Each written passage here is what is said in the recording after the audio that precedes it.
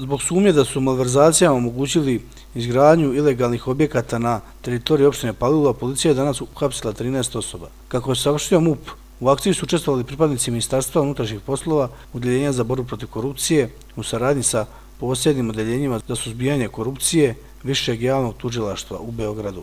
Uhapšeni su V.Ć. 1952. godište, odgovorno lice G.O. Palilula, koji se tereti za krivično delo trgovina uticajem, kao i građevinski inspektori M.L. 1962. godište, osumnjičen za krivična dela trgovina uticajem u pomaganju i zloupotreba službenog položaja Đ.R. 1959. godište, G.P. 1969. B.C. 1959. i Z.P. 1959. godište. Osumnjičeni za zloupotrebu službenog položaja saopštio MUP.